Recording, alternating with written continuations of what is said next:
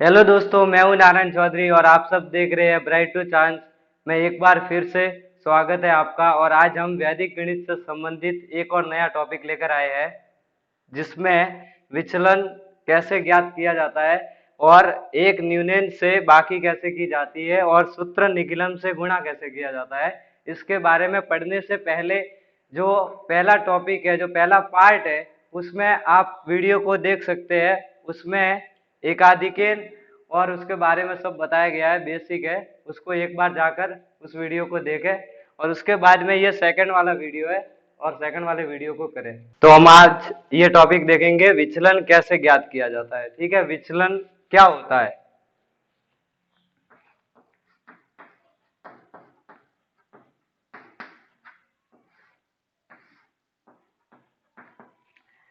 विचलन किसी भी संख्या में, अगर कोई संख्या है उसमें आधार से आगे कोई संख्या है, वो कितनी आगे है, वो प्लस में भी हो सकती है और माइनस में भी हो सकती है। तो विचलन की अगर बात करें तो विचलन में उदाहरण लेते हैं। जैसे कोई संख्या है 12 है, तो 12 का विचलन कितना होगा। तो 12 के विचलन की बात करें तो 12 में विचलन कितना होगा। 12 में विचलन है तो 12 संख्या है और 12 में जो आधार होगा, अगर कोई दो अंकों वाली संख्या है, कोई दो अंकों वाली संख्या है, तो उसमें आधार हमेशा 10 होगा। आधार हमेशा कितना होगा, 10 होगा। तो आधार 10 ले लेते हैं। तो इसमें एक फॉर्मूला है विचलन का।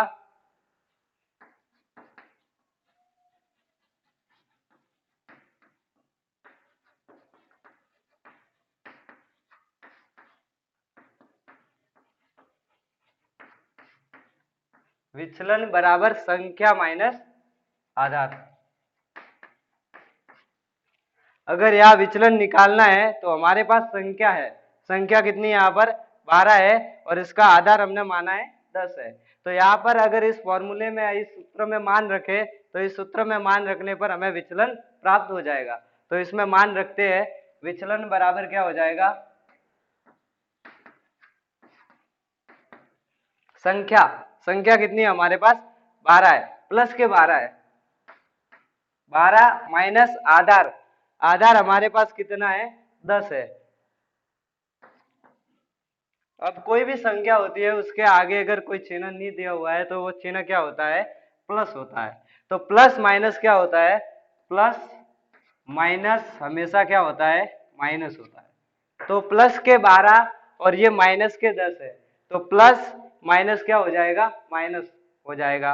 और 12 में से अगर 10 को घटा दिया जाए तो कितना हो जाएगा, ये 2 हो जाएगा।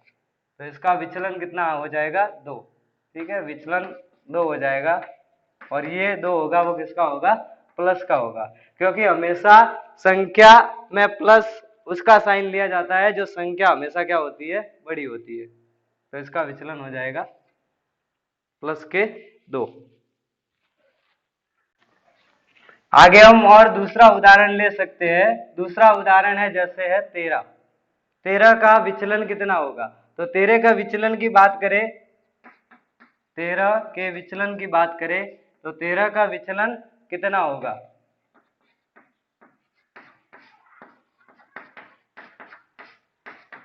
13 में कितने अंक है, यहाँ पर 2 अंक है, तो इसका आधार कितना हो जाएगा, 2 अंक है तो आधार हो जाएगा 10 हो जाएगा। आधार कितना हो जाएगा, 10। और विचलन ज्ञात करना है तो विचलन का सूत्र यहाँ पर लिखा हुआ है, विचलन बराबर संख्या माइनस आधार। तो संख्या माइनस आधार कर सकते हैं। विचलन बराबर संख्या माइनस आधार। तो यहाँ पर हमारे पास संख्या कितनी है, 13 है। 13 में से 10 को घटाना है तो कितना हो जाएगा, ये प्लस के 3 हो जाएगा। तो यहाँ पर मान रखते हैं, विचलन बराबर संख्या कितनी है, यहाँ पर 13 है और आधार कितना है, यहाँ पर 10 है। ये प्लस के 13 है। प्लस माइनस अब क्या होता है, प्लस माइनस हो जाता है माइनस। तो ये हो जाएगा 3। और बड़ी संख्या कौन सी है यहाँ पर, 13 बड़ी संख्या है तो इसका चिन्ह आ जाएगा प्लस। तो इसका विचलन कितना हो जाएगा, 13 का विचलन कितना हो जाएगा, प्लस का 3 हो जाएगा। ऐसा का ऐसा हम और आगे उदाहरण ले सकते हैं, 2 अंकों की संख्या हो, व 3 अंकों की संख्या हो, या 4 अंकों की संख्या हो, तो उसका भी हम उदाहरण आगे ले रहे हैं। हम आगे देख सकते हैं, यहाँ पर 2 अंकों का हमने विचलन देख लिया है, तो आगे हम देखते हैं 3 अंकों की संख्या। तो 3 अंकों की संख्या का विचलन कैसे निकालेंगे। 3 अंकों की संख्या का विचलन, माना कोई संख्या है जैसे 102 है, तो अंक इसमें कितने हैं, 3 अंक है। कौन कौन से है, 1 है, 0 है और 2 है। तो इसमें अंक 3 है। अगर अंक हमेशा 3 हो, अंक 3 हो, तो उसमें आधार कितना हो जाएगा, 100 हो जाएगा। आधार कितना हो जाएगा, 100। आधार अगर 100 है तो ये संख्या इसके नजदीक है और इसके नजदीक है, इसका मतलब है हम विचलन निकाल सकते हैं। तो विचलन का सूत्र क्या है हमारे पास, विचलन बराबर संख्या माइनस आधार हो जाएगा। तो इसमें यही फॉर्मूला रखना है, तो इस फॉर्मूले को रखते हैं, विचलन बराबर संख्या माइनस आधार।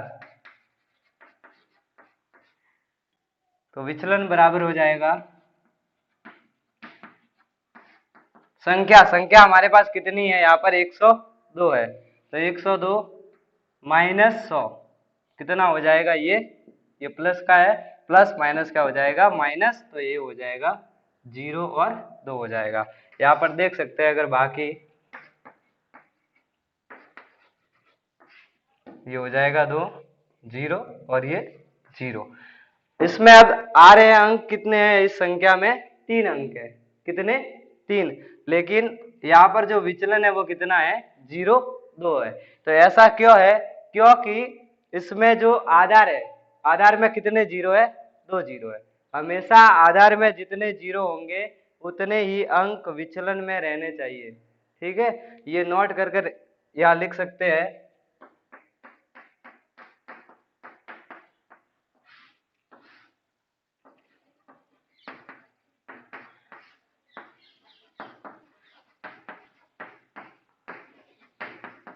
हमेशा आधार में जितने अंक होंगे उतने ही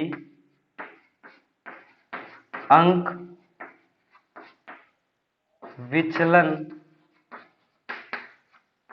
में होने चाहिए। ये मेन पॉइंट है, ये याद होना चाहिए। ठीक है, और हम आगे उदाहरण ले सकते हैं, इसका दूसरा उदाहरण लेते हैं यहाँ पर।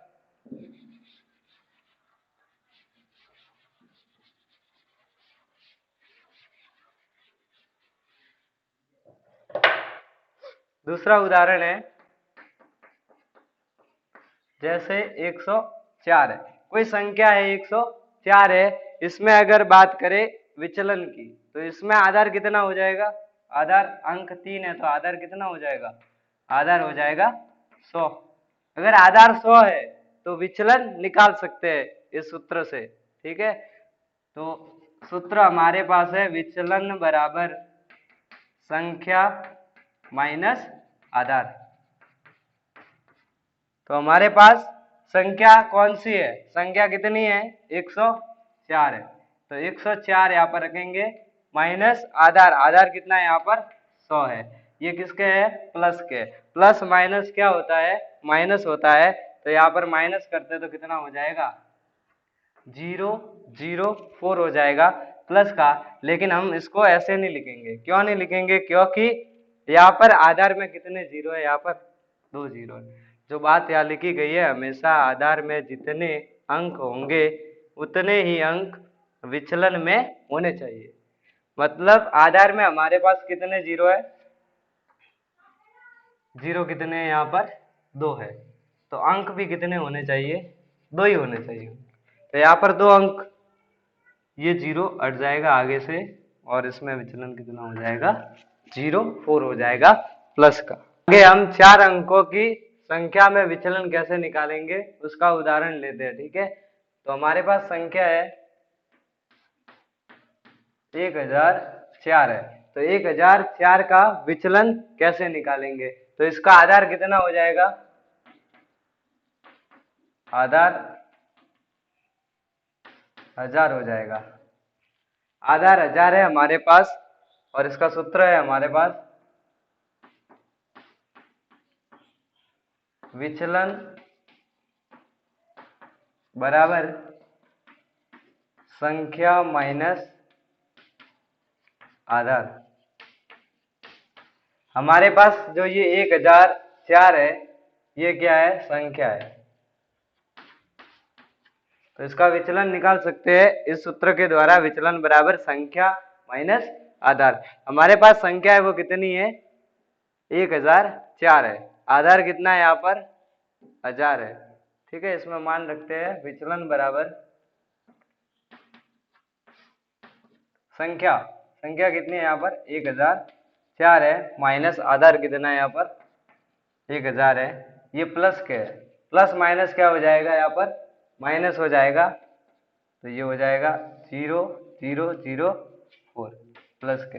लेकिन यहाँ पर हम 4 अंक नहीं लेंगे, क्योंकि 4 अंक क्यों नहीं लेंगे, क्योंकि आधार में हमारे पास कितने जीरो यहाँ पर, आधार में जितने शून्य होते हैं उतने ही अंक लेने, आधार में 3 शून्य है, तो यहाँ पर चरमांक से हम 3 अंक लेंगे, चरमांक से 3 अंक 1, 2 और 3, तो इसका जो विचलन है वो कितना हो जाएगा 004 हो जाएगा प्लस का। यानी कि जो 1004 है उसका विचलन कितना हो जाएगा प्लस का 004 हो जाएगा। फिर और आगे उदाहरण लेते हैं, उदाहरण है यहाँ पर 1008 है, तो ये कोई संख्या है, इसमें भी क्या होगा 4 अंक है, तो इसमें आधार कितना हो जाएगा, इसमें भी आधार 1000 हो जाएगा। फिर हमारे पास 1000, तो यहाँ पर हमारे पास फॉर्मूला है विचलन बराबर संख्या माइनस आधार। तो हमारे पास संख्या कितनी है, संख्या है 1008 है, तो यहाँ पर लिखेंगे 1008 माइनस आधार, आधार कितना है यहाँ पर 1000 है। अब प्लस माइनस, ये प्लस का है, प्लस माइनस क्या हो जाएगा माइनस, तो 1008 में से 1000 को माइनस कर देंगे, तो यहाँ पर हो जाएगा 8000। लेकिन ये वास्तविक में विचलन नहीं होगा, क्यों नहीं होगा, क्योंकि यहाँ पर आधार में कितने जीरो है, यहाँ पर आधार में शून्य कितने हैं, आधार में शून्य है वो कितने हैं 3 है, तो चरमांक से हम 3 अंक लेंगे 1, 2 और 3, तो इसका विचलन कितना हो जाएगा, विचलन बराबर क्या हो जाएगा प्लस का 008 हो जाएगा। अब हम नेक्स्ट टॉपिक की बात करें, एक न्यूनन पूर्वेंट से बाकी कैसे करेंगे। तो इसमें एक न्यूनन पूर्वेंट जो नेक्स्ट क्लास में हमने पढ़ा है, नेक्स्ट क्लास में एक न्यूनन की भी बात की थी। तो एक न्यूनन क्या होता है, एक का मतलब एक होता है और न्यून का मतलब क्या होता है, कम होता है। मतलब कोई भी संख्या है उसमें से एक कम करना है। तो हमारे पास जैसे संख्या है 3 के नीचे डॉट लगा हुआ है, अगर 3 में से एक को घटा दे तो कितना हो जाएगा, ये 2 हो जाएगा। मतलब 3 का एक न्यूनन कितना है यहाँ पर 2 है। तो ऐसे ही आगे एक न्यूनन पूर्वेण क्या होगा, तो एक न्यूनन पूर्वेण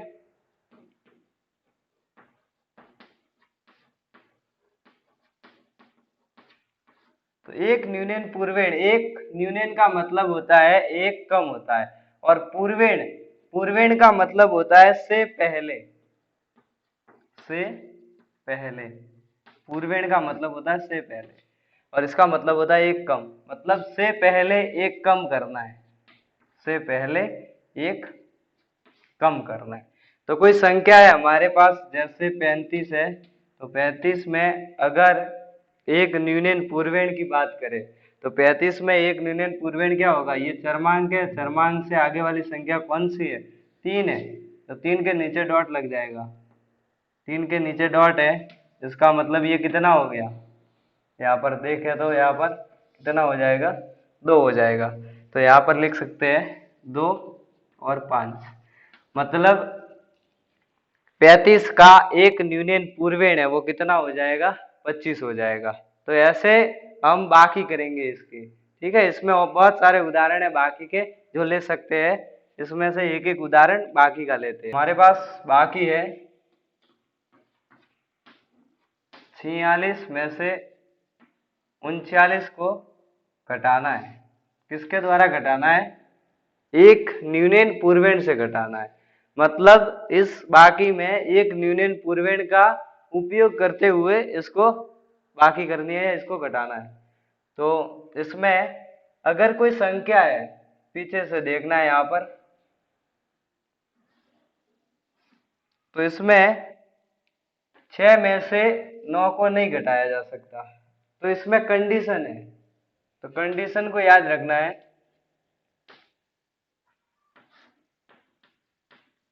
तो कंडीशन इसमें ये है कि अगर कोई संख्या घट रही नहीं है, ठीक है, उसमें से घटा नहीं सकते, उस 6 में से 9 को घटा नहीं सकते हैं, तो जो नीचे वाली संख्या है, नीचे वाली संख्या का हमेशा क्या लिया जाता है, परम मित्र अंक लिया जाता है।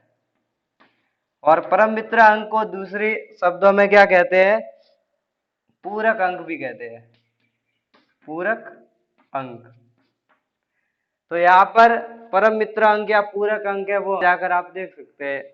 और यहाँ भी बता देता हूँ थोड़ा, जैसे 9 में ऐसे ही कौन सी संख्या को जोड़ा जाए कि इन दो अंकों का योग कितना हो जाए, 10 हो जाए। तो यहाँ पर कितना जोड़ दिया जाए कि ये 10 हो जाए, यहाँ पर 1 जोड़ दिया जाए तो ये 10 हो जाएगा। तो ये 9 का परम मित्र कौन है, 9 का परम मित्र क्या है, यहाँ पर 1 है। तो इसमें यहाँ पर परम मित्र कितना हो जाएगा, 1 हो जाएगा, और 1 को मैं इसको प्लस कर देंगे तो ये कितना हो जाएगा, 7 हो जाएगा। और ये यहाँ पर क्या लग जाएगा, अगर परम मित्र अंक लेते हैं तो यहाँ पर लगेगा एक न्यूनन पूर्वेण, और अगर 4 के नीचे एक न्यूनन पूर्वेण है तो इसका मतलब कितना है, ये 4 में से 1 को कम कर दे तो ये कितना हो जाएगा, 3 है। मतलब अगर वास्तविक में बात करें तो ये संख्या कितनी है, 3 है। यहाँ अब 3 में से 3 को घटाया जा सकता है, तो 3 में से 3 गए तो कितना बचेगा, यहाँ पर 0। तो ये इसका आंसर हो जाएगा।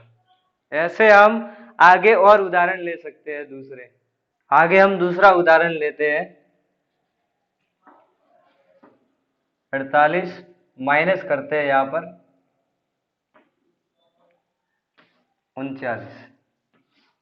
तो इसमें क्या होगा, इसमें 8 में से 9 को घटाया नहीं जा सकता, तो हम 9 का क्या लेंगे, यहाँ पर परम मित्र अंक लेंगे, ठीक है।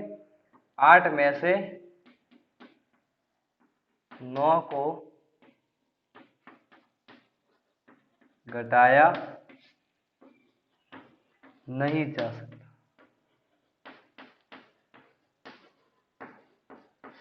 इसलिए 9 का क्या लेंगे, यहाँ पर परम मित्र अंक लेंगे। 9 का परम मित्र अंक, 9 का परम मित्र अंक कितना होता है, 9 में ऐसी कौन सी संख्या जोड़ दी जाए जिससे ये 10 हो जाए। तो 9 का परम मित्र अंक कितना हो जाएगा, यहाँ पर 1 हो जाएगा। तो 9 का परम मित्र कितना है, 1 है, तो यहाँ पर 1 और इसको प्लस कर देंगे तो ये कितना हो जाएगा, ऊपर वाली संख्या 8 है और जो इसका 9 का परम मित्र अंक है वो कितना है, 1 है, तो इसको प्लस कर देंगे तो ये हो जाएगा 9। तो यहाँ पर हम 9 को लिखेंगे यहाँ पर।